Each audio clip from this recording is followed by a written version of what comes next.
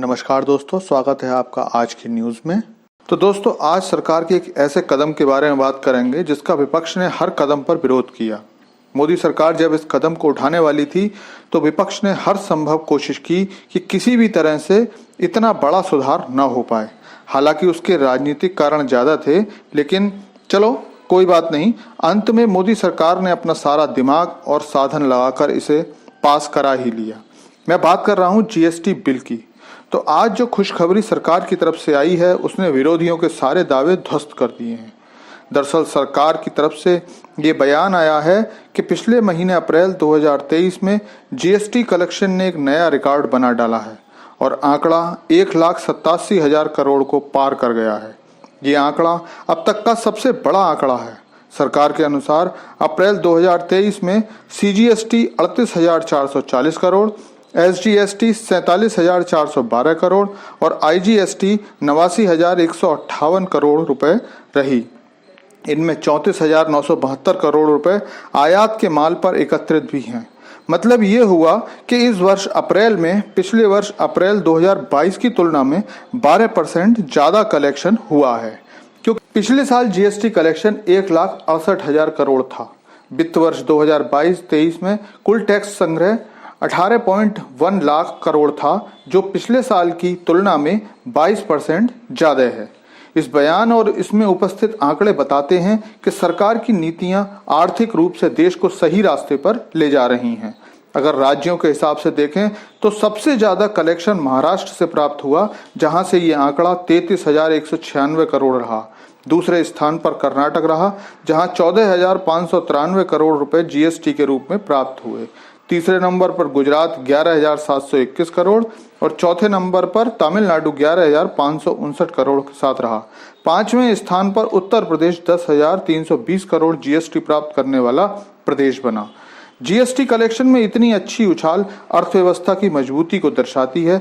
ऐसे समय में जब दुनिया के अन्य देश अर्थव्यवस्था की बदहाली से परेशान हैं, यहाँ तक कि आर्थिक सुपर पावर कहे जाने वाले अमेरिका की हालत भी पतली है और चीन के भी हाल खराब ही चल रहे हैं, भारत के टैक्स कलेक्शन का उछाल बताता है कि देश में उद्योग धंधे सही चल रहे हैं। हालांकि जीएसटी कलेक्शन की इस रिकॉर्ड वृद्धि की एक बड़ी वजह महंगाई भी है, क्योंकि जब वस्तुएं महंगी होती हैं तो उनसे होने वाला जीएसटी संग्रह भी ज़्यादा होता है।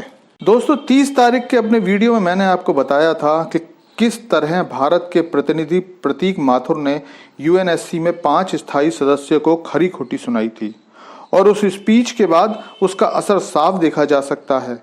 जैसा कि मैंने आपको बताया था कि स्थायी सदस्यों को लेकर दिए गए बयान में भारत ने अफ्रीका के प्रतिनिधित्व का मुद्दा जोर शोर से उठाया था और कहा था कि यूएनएससी में सुधार समय की मांग है। साथ ही भारत के विरोध में अगर कोई मजबूती से खड़ा है तो वो चीन ही है, ये भी बताया था। तो आज उस बयान से होने वाले असर की महक चारों ओर फैल गई है। दरअसल इस बार भारत ने बजाय सीधे सीधे अपनी स्थायी सदस्यता के लिए कहने के बजाय दूसरी तरह से भी बाजी जीतने की कोशिश की है, और वो है अफ्रीका के लिए एक स्थायी प्रतिनिधि की मांग। क्योंकि चीन भारत का विरोध करता ही रहता है, लेकिन चीन का अफ्रीकी देशों से बहुत बड़ा कारोबारी रिश्ता है। बहुत सारे ऐसे खनिज हैं जो चीन इन देशों से लेकर अपने मैन्युफैक्चरिंग के काम में इस्तेमाल करता है। इसके अलावा बहुत सारे देशों को चीन ने कर्जा भी दे रखा है, जिनमें से कई देश तो अब वापस करने की हालत में भी नहीं है, क्योंकि एक तो ये देश पहले ही गरीब थे, उस पर पहले कोरोना और फिर रूस यूक्रेन युद्ध के बाद जो परिस्थिति पैदा हुई, उन्होंने इनकी आर्थिक हालात को बहुत ज़्यादा खराब कर दिया है। साथ ही श्रीलंका, पाकिस्तान और म्यांमार जैसे देशों की हालत देखकर देश समझने लगे हैं कि चीन ने कर्ज के जाल में फंसाने के लिए ही हमें कर्जा दिया था और ये पूरे पूर्व नियोजित तरीके से हुआ था, जिसके कारण देशों में चीन को लेकर असंतोष भी है।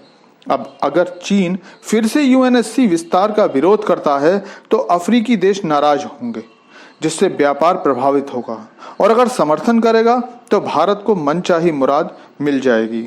हालांकि बता दूं कि चीन भी भारत को बिना वीटो के स्थायी सदस्य बनाने का पक्षधर है, लेकिन भारत सरकार अब खेल दूसरे तरीके से खेलने लगी है, जिसमें चीन का फंसना तय है। आपसे अनुरोध है कि ऐसी ही जानकारियों के लिए हमसे जुड़े रहिए और चैनल को सब्सक्राइब कर लीजिए।